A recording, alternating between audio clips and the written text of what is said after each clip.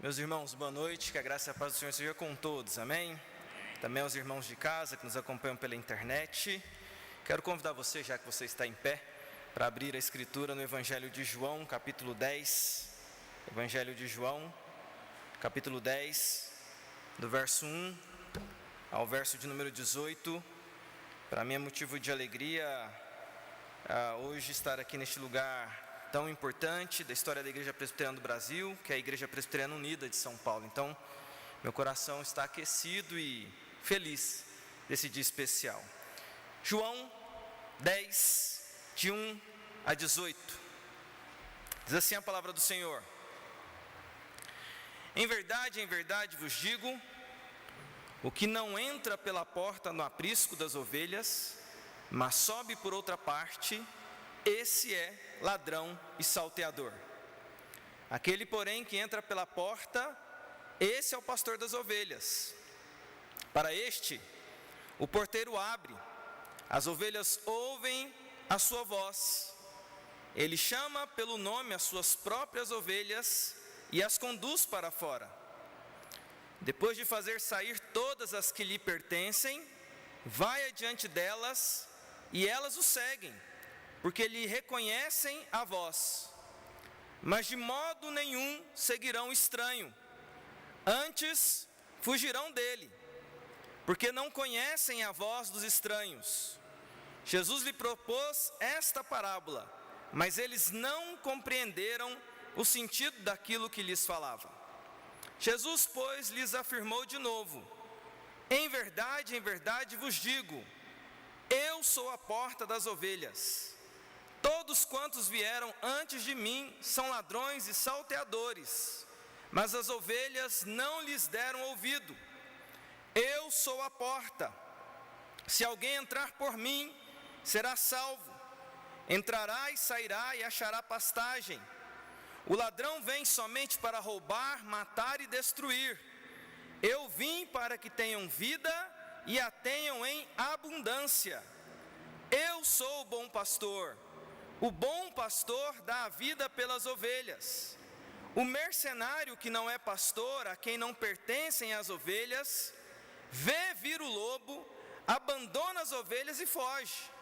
Então o lobo as arrebata e dispersa. O mercenário foge porque é mercenário e não tem cuidado com as ovelhas. Eu sou o bom pastor, conheço as minhas ovelhas e elas me conhecem a mim. Assim como o Pai me conhece a mim, eu conheço o Pai e dou a minha vida pelas ovelhas. Ainda tenho outras ovelhas, não deste aprisco. A mim me convém conduzi-las. Elas ouvirão a minha voz. Então haverá um rebanho e um pastor. Por isso o Pai me ama, porque eu dou a minha vida para a reassumir. Ninguém a tira de mim. Pelo contrário, eu espontaneamente a dou. Tenho autoridade para entregar e também para reavê-la. Este mandato recebi de meu Pai. Vamos orar, meus irmãos. Pai, nós te agradecemos pela oportunidade que o Senhor nos dá de meditar na Tua Palavra nessa noite. Queremos pedir ao Senhor, ó Pai, que fale ao nosso coração. Por isso mesmo, ó Deus, quando a Tua igreja se reúne, eu quero pedir ao Senhor, perdoa os nossos pecados, purifica o nosso coração, nossa mente, nos capacita, ó Deus, como já foi dito aqui na oração pelo reverendo, a entender o que o Senhor tem para nós, neste lugar, neste momento da história em que o Senhor nos colocou, neste dia, que é o primeiro da semana, e em nome de Jesus, ó Deus, por graça e misericórdia, ó Deus, fala ao coração do Teu povo, que aqui assiste, seja presencialmente, seja aqueles que estão acompanhando online, que, ó Deus, a Tua voz seja ouvida, Vox Dei. Portanto, ó Deus, usa-nos, ó Deus, usa a mim, ó Pai, como ministro da Tua Palavra, tem misericórdia de mim, ó Deus, para que eu não venha falar de mim mesmo, mas, ó Deus, proclamar a palavra do Senhor com alegria, com graça e na total dependência do Teu Espírito Santo, ó Pai. Ilumina o meu coração para falar, ó Deus, mas também ilumina o coração dos meus irmãos para que possam ouvir, ó Pai, e atender a voz do Senhor. seja conosco a tua bênção nesta noite. Assim nós oramos e colocamos esse momento diante do Senhor, no nome poderoso e santo do nosso Senhor e Salvador Jesus Cristo. Amém. Meus irmãos, podem se assentar. Eu quero pensar com vocês aqui nessa noite, nesse texto, sobre o seguinte tema: o nosso bom pastor. Eu gosto muito do Evangelho de João. Na verdade, tem sido um livro que tem sido alvo dos meus estudos em particular. Eu tenho dedicado bom tempo a estudar o Evangelho de João, porque eu considero realmente um evangelho interessante para nós fazermos uma pesquisa das intenções, da mensagem, daquilo tudo que João fala no seu evangelho. Evidentemente que nós, geralmente, quando ouvimos mensagens sobre o Evangelho de João, é muito notório aquela frase que sempre ouvimos, que nos diz que o Evangelho de João é escrito para que creiam em Jesus. E eu concordo, de fato é isso. De fato você vai encontrar no Evangelho de João, em todo o Evangelho, inclusive aqui no capítulo 10 que nós estamos lendo, sempre João fazendo esse comentário. E esses fatos se deram para que crescem. Ou ele faz um outro comentário dizendo: e muitos que ali estavam creram em Jesus. Você vai ver que a construção literária, a construção da argumentação de João, ela é de fato para que os leitores, ao se encontrarem com esses textos, ao encontrarem com a história que ele está descrevendo, o testemunho que ele dá acerca de Jesus Cristo, para que creiam que Jesus, vero Deus, vero homem, é o nosso Salvador. E aqui no capítulo 10, nós conseguimos perceber, se estudamos bem o texto, uma mensagem em paralelo que acompanha o Evangelho de João. Se nós temos a mensagem principal, que é para que creiam, eu acredito que corre em paralelo um rio que corre junto do texto que João escreve, uma mensagem em paralelo que, se você observa o Evangelho, você vai ver em todo o tempo João colocando isso. E que mensagem é essa? João quer nos apresentar Jesus como o nosso bom pastor, o nosso supremo pastor, o nosso sublime pastor. E isso é magnífico, porque se você pega o Evangelho de João e enxerga com esse olhar do bom pastor, é somente João, dos evangelistas, dos 4, quem vai aprofundar o conceito de pastor. E é interessante isso, porque como o conceito de pastor é uma coisa muito comum para nós, igreja evangélica do século 21, 20, 21, parece que é algo que é muito natural para nós, o termo pastor. Mas se você estuda os evangelhos, é João quem vai trabalhar esse tema. E é a partir de João, então, que nós temos uma definição desse tema, dessa palavra, que passa a fazer parte da nossa rotina, porque João vai trazer para nós essa preciosidade que só aparece em João, que é o capítulo 10.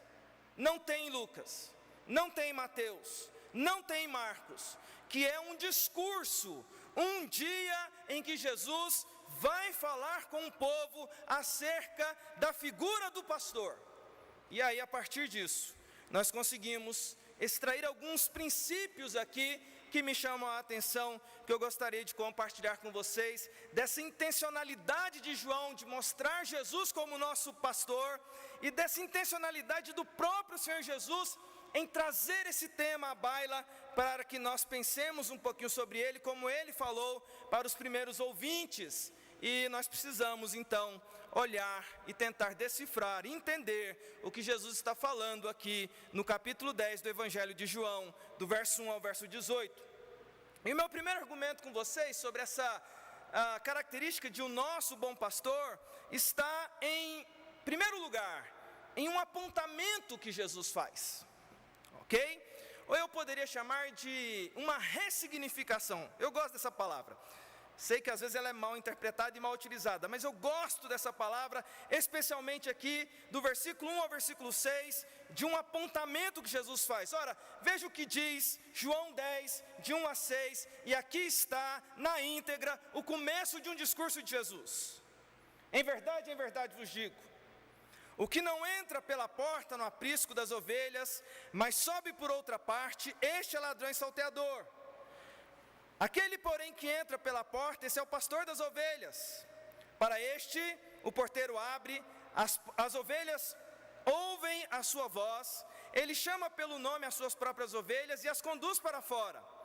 Depois de fazer sair todas as que lhe pertencem, vai adiante delas e elas o seguem, porque lhe reconhecem a voz. Mas de modo nenhum seguirão o estranho, antes fugirão dele, porque não conhecem a voz dos estranhos. Jesus lhes propôs esta parábola, mas eles não compreenderam o sentido daquilo que lhes falava. É fascinante perceber o início do discurso de Jesus. Na verdade, se a gente para estudar esse texto, às vezes a impressão que eu tenho é que nós fazemos algumas confusões e algumas misturas nesse texto, e na verdade eu acho que esse texto é um texto difícil, e facilita quando a gente divide ele em assuntos, para a gente entender melhor. E a primeira questão aqui que está claro para mim, olhando para o texto, é que Jesus introduz uma conversa para aquele pessoal daqueles dias, e quando ele está falando desse assunto, ele está rememorando, resgatando, trazendo o seguinte tema para aquela sociedade: existe a figura do pastor.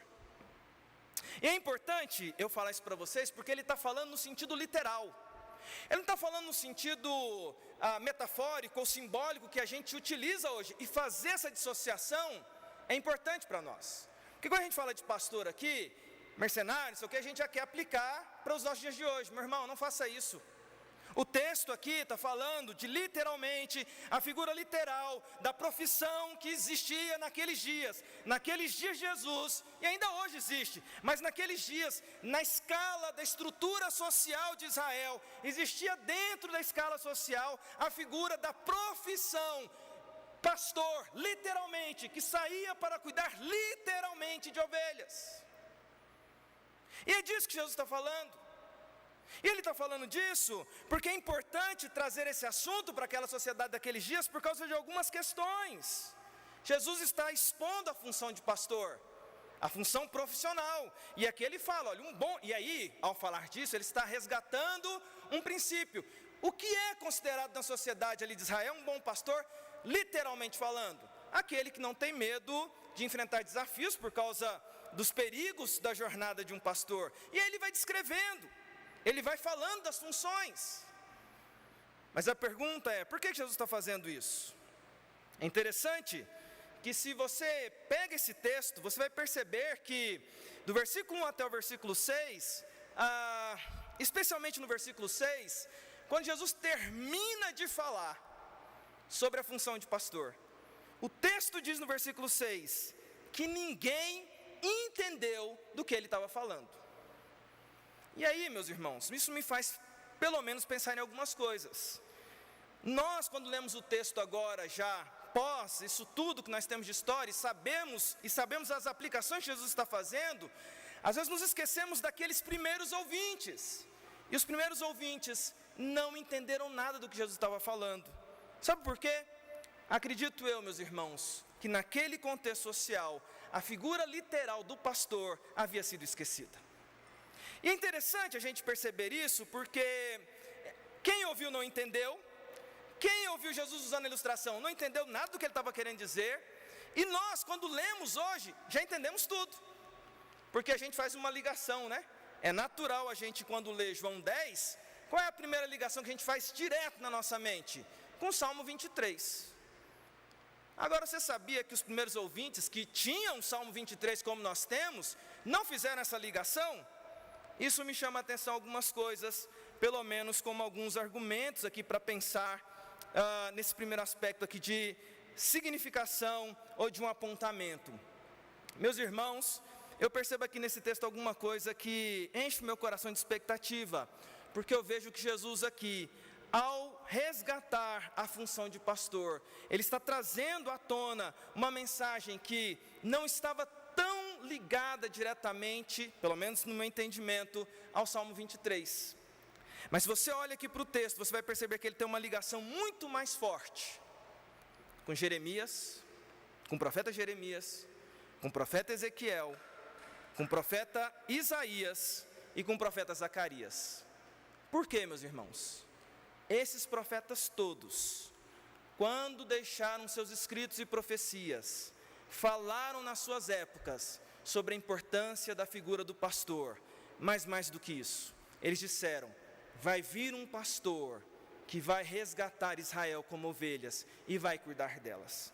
O que está acontecendo aqui em primeiro lugar, meus irmãos, é que Jesus está trazendo e cumprindo uma profecia dizendo: olha, lembra que os profetas falaram sobre o pastor que vocês esqueceram?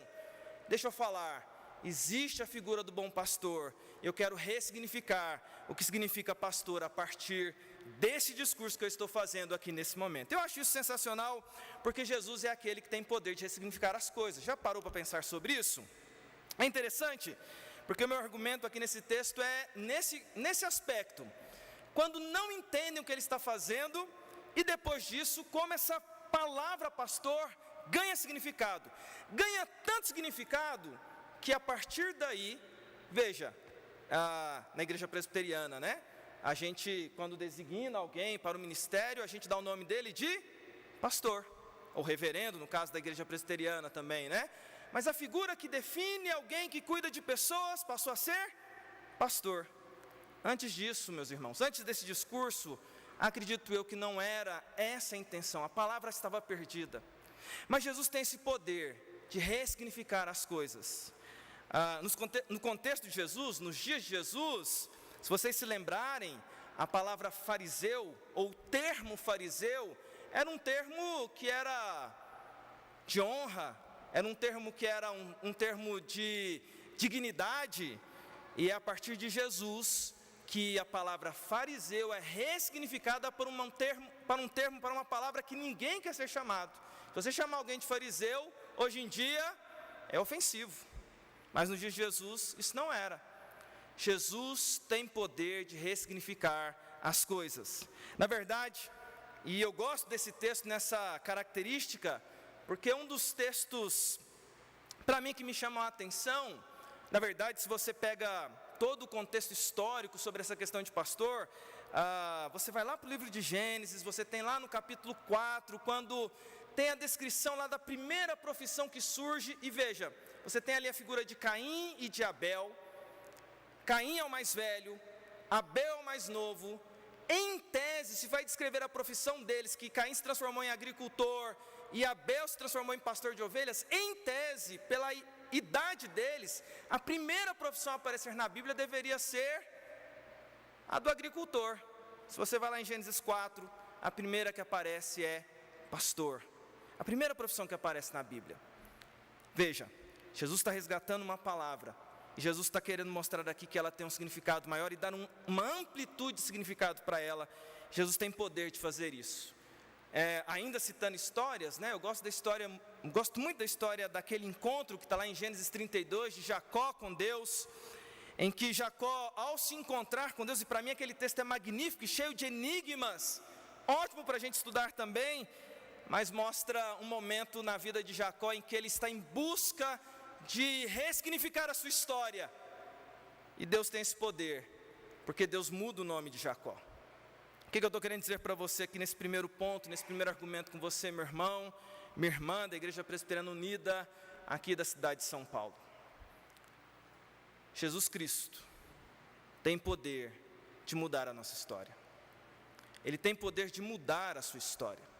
Eu não sei como é que você chegou aqui, eu não sei como é que você está, eu não sei como é que está a sua família, eu não sei como é que está a sua história até esse momento da história, ou como a sua vida está nos últimos tempos, mas eu gosto de olhar para Jesus com esse poder que Ele tem de pegar algo e dar um sentido novo, a partir dele, que tem poder de transformar todas as coisas, inclusive de transformar a nossa história. Isso me leva ao segundo argumento. E o segundo argumento, se o primeiro é um apontamento ou uma ressignificação, o segundo argumento que eu vejo aqui do texto vai do verso 7 até o verso 11, que diz assim, olha lá comigo, João 10, do 7 ao 11.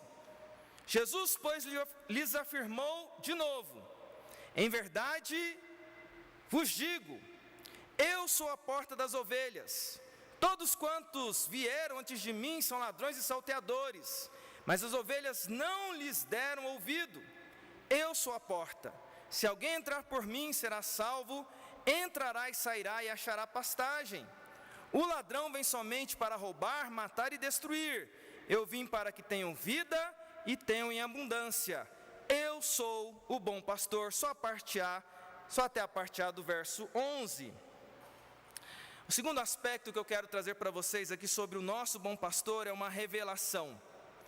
Na verdade, como eu disse para vocês, eu gosto muito da construção desse texto e gosto muito da forma como João descreve essa narrativa, de como Jesus fala sobre esse assunto, e Jesus começa introduzindo o assunto, conversando, olha, existe a figura do pastor. O bom pastor faz isso, aquilo outro, o bom pastor é ouvido pelas suas ovelhas, o bom pastor, ele luta por elas. E aí o segundo aspecto é que Jesus vai fazer uma revelação no meio do seu discurso. E ele vai trazer essa figura da qual ele está falando para ele. E ele vai dizer assim, eu sou o bom pastor. Mas como eu disse, esse texto ele é um pouquinho difícil, porque ele tem algumas características diferentes. Antes de falar que ele é o bom pastor, ele pega e fala assim, eu sou a porta. E é complicado para a gente que trabalha com narrativa, com literatura, geralmente nós brasileiros em especial, quando a gente trabalha narrativa, a gente gosta de narrativa muito certinha, pelo menos eu tenho essa facilidade, né?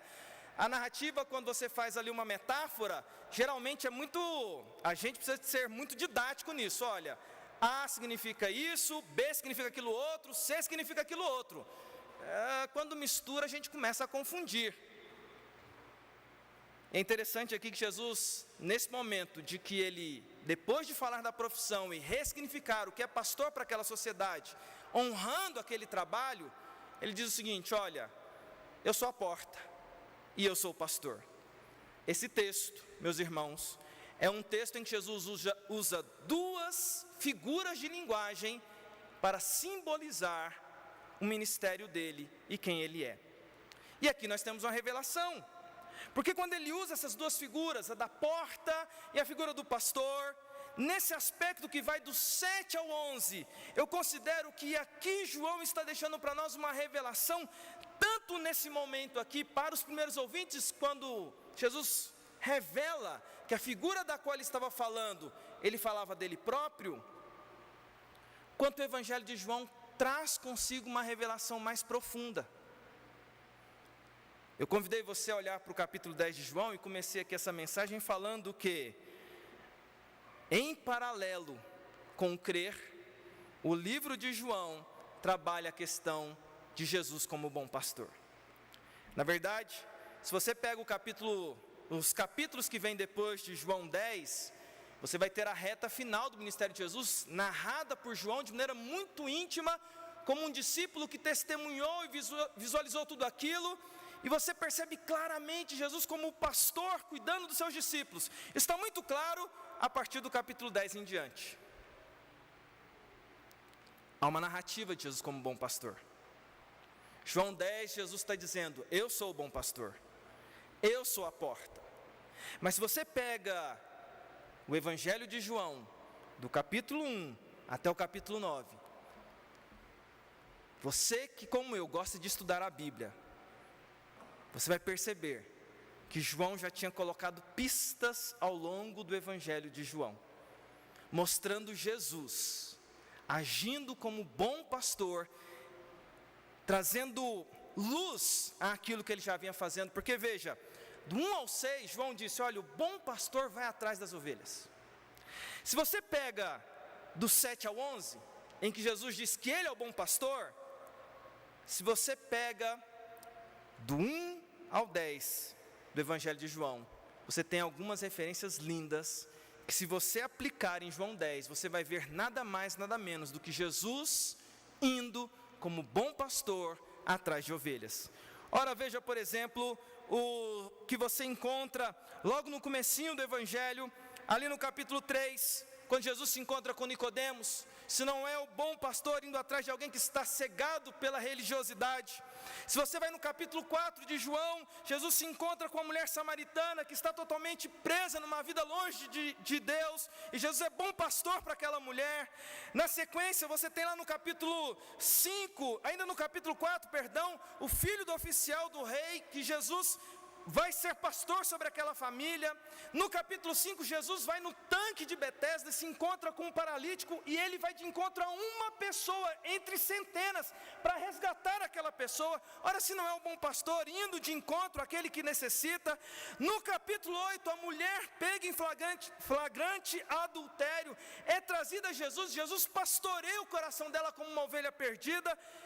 E no capítulo 9, um cego de nascença, Jesus o pastoreia, quando depois de todo mundo rejeitar ele por causa do milagre, Jesus lá dentro do templo, fala para ele não pecar mais.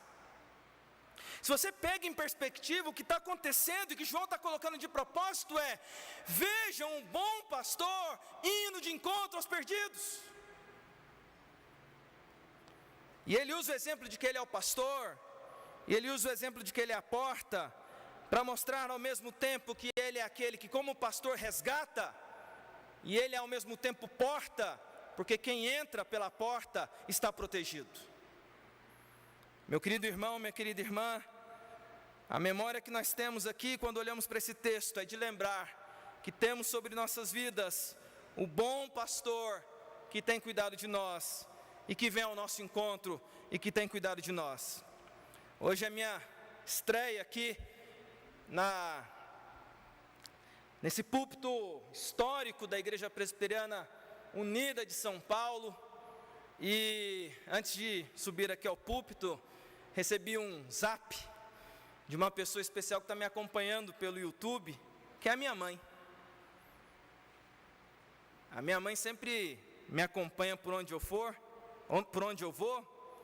e eu gosto muito de pensar aqui nessa questão da revelação do bom pastor, e me permitam contar essa breve história da conversão da minha mãe.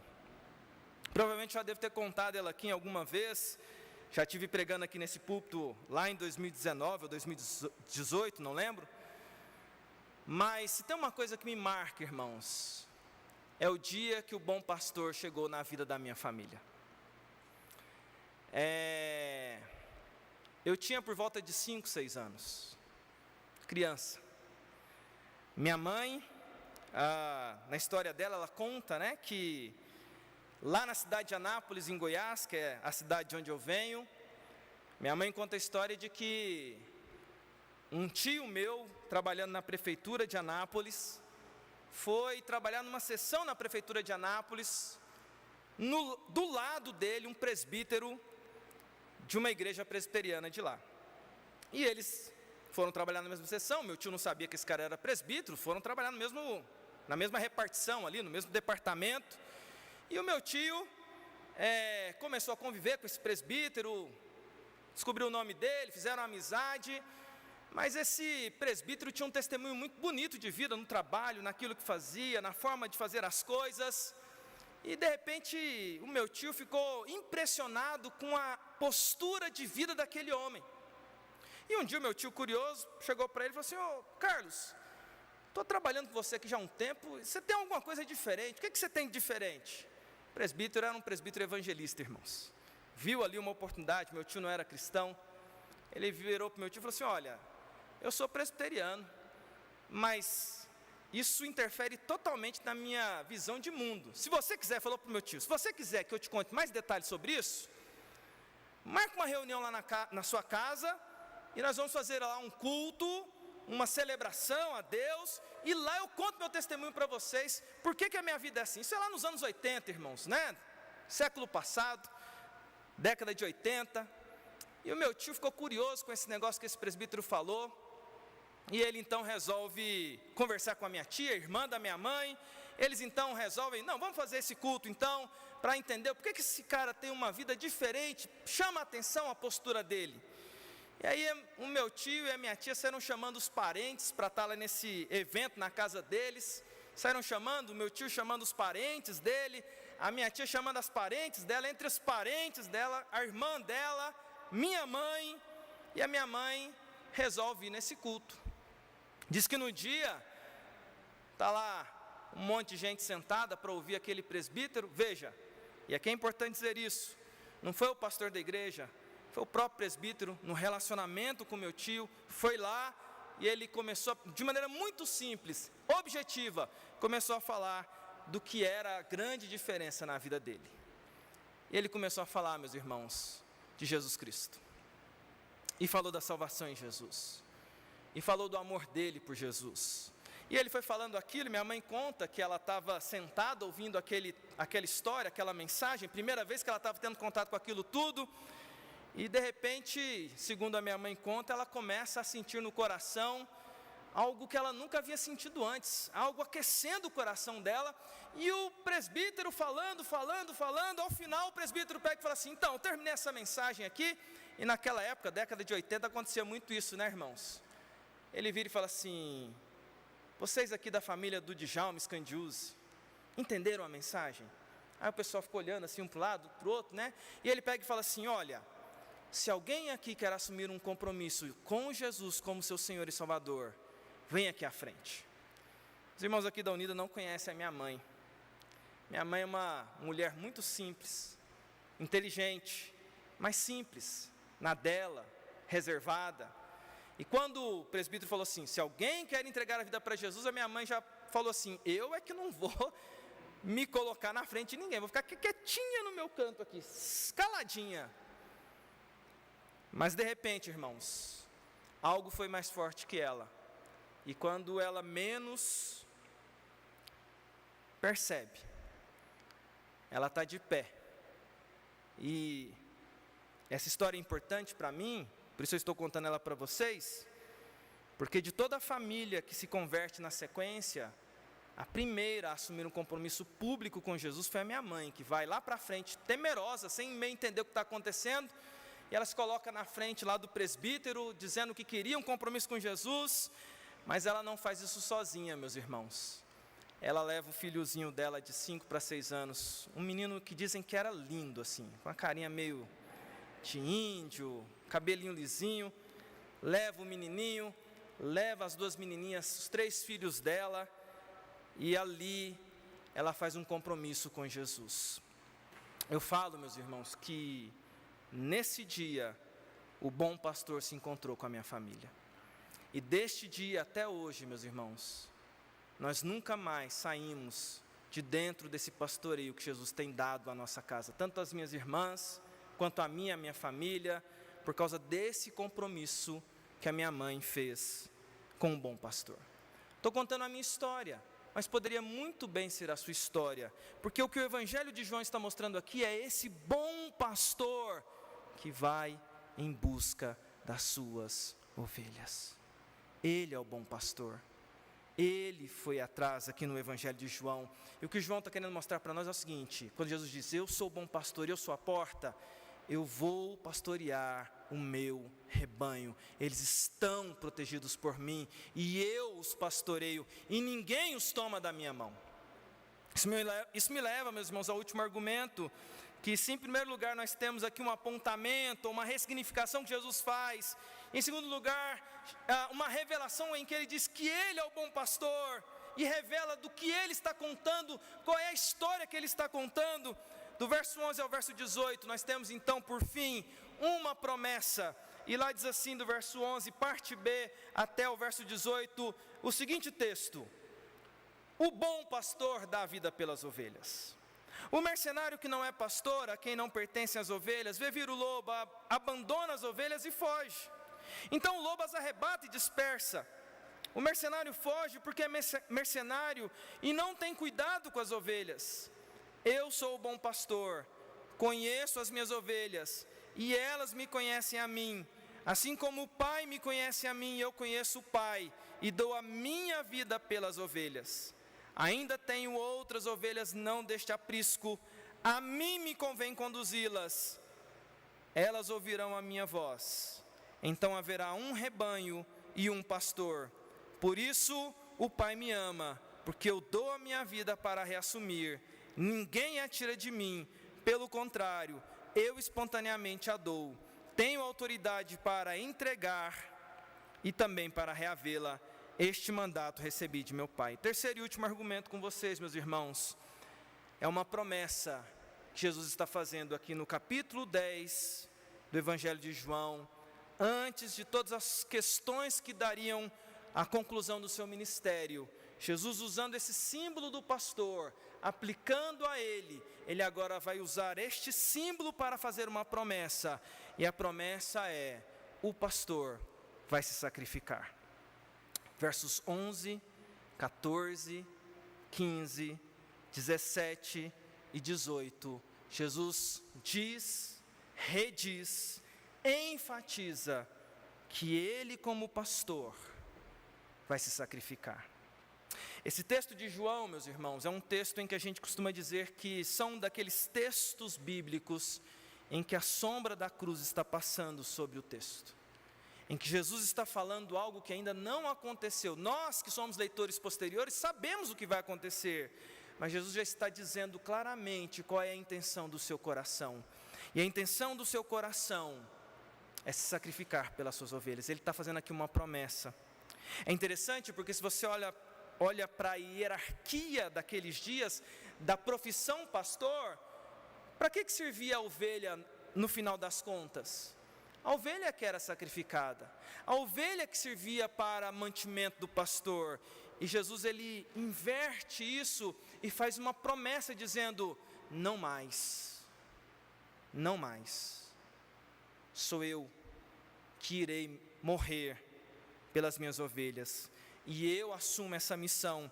E esse texto aqui, do verso 11 ao verso 18, contém uma promessa de amor, na qual Jesus diz que ele está entregando a sua vida, o que ele entregaria a sua vida, por amor ao seu rebanho, por amor às suas ovelhas. E toda a construção que você tem desse texto, é uma construção na qual Jesus diz o seguinte: eu estou fazendo porque é uma decisão minha.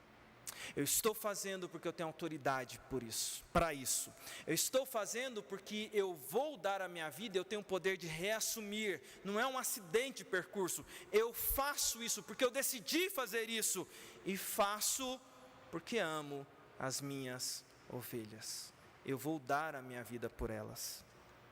Meus irmãos, é fascinante olhar para a Escritura, e como eu disse aqui, o Evangelho de João por inteiro, e olhar para a sequência da história e ver Jesus indo à cruz, morrendo a nossa morte, pagando a nossa dívida, como nosso sublime e supremo bom pastor.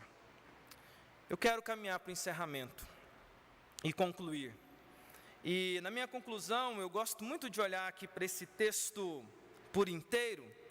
Se você pega o capítulo 10 e vai para além do versículo 18, você vai perceber que depois que Jesus ressignifica a palavra pastor, aplica a ele e fala que vai morrer, há uma discussão muito grande sobre o tema, há um debate. E nesse debate é interessante perceber que até o final do capítulo 10 você vai ter até uma turba de gente raivosa com aquilo que Jesus está falando. Entretanto, como eu falei no comecinho dessa mensagem, o último versículo do capítulo 10 mostra o propósito para o qual Jesus fala o que fala.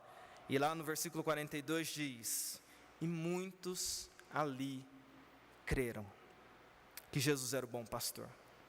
Na verdade, eu quero terminar essa reflexão, essa mensagem com vocês, olhando ainda para uma história que acontece lá no capítulo 1, que é justamente uma dessas histórias do bom pastor se encontrando com as ovelhas, que é quando Jesus se encontra com Natanael.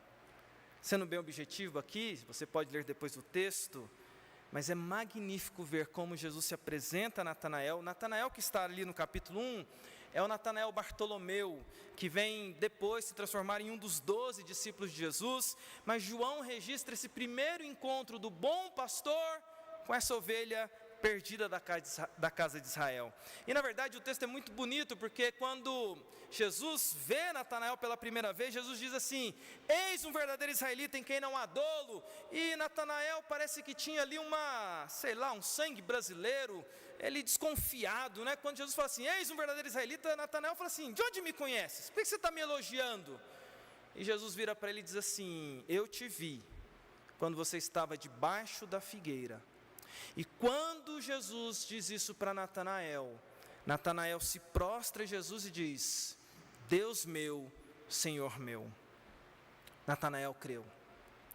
Mas Natanael creu porque Jesus, ao se dirigir para ele, se dirige como o bom pastor que o resgata. Nós não sabemos o que tinha acontecido debaixo da figueira. Há teses sobre a forma das casas em Israel, que todo quintal de uma casa de um judeu tinha ali uma figueira, e era debaixo da figueira onde os judeus estudavam a Escritura. Mas alguns acreditam, e eu já vi algumas pessoas falando sobre isso, que provavelmente naquele dia o coração de Natanael estava profundamente angustiado, profundamente dolorido, profundamente desesperançoso por algo que só ele e Deus sabia. E ele sai para dar sequência na sua rotina, quando de repente o bom pastor chega e diz: eu te vi quando você estava lá debaixo da figueira. Era o mesmo que Jesus estivesse dizendo: ei, eu vi as tuas lágrimas, eu vi que você chorou hoje, eu vi que você veio para a igreja hoje meio desesperançoso, eu vi que você está angustiado quanto ao amanhã, eu vi que seu coração está apertado por causa de alguém, eu vi que você está perdendo um pouco a esperança, e eu estou aqui para ser o seu bom pastor. Eu quero relembrar a Igreja Presbiteriana Unida de São Paulo, que o bom pastor jamais nos abandonará. Ele tem cuidado de nós, Ele tem cuidado do seu coração, Ele continuará cuidando, simplesmente porque Ele é e sempre será um único, supremo e sublime bom pastor. Louvado seja o nosso Deus. Que Deus abençoe sua vida.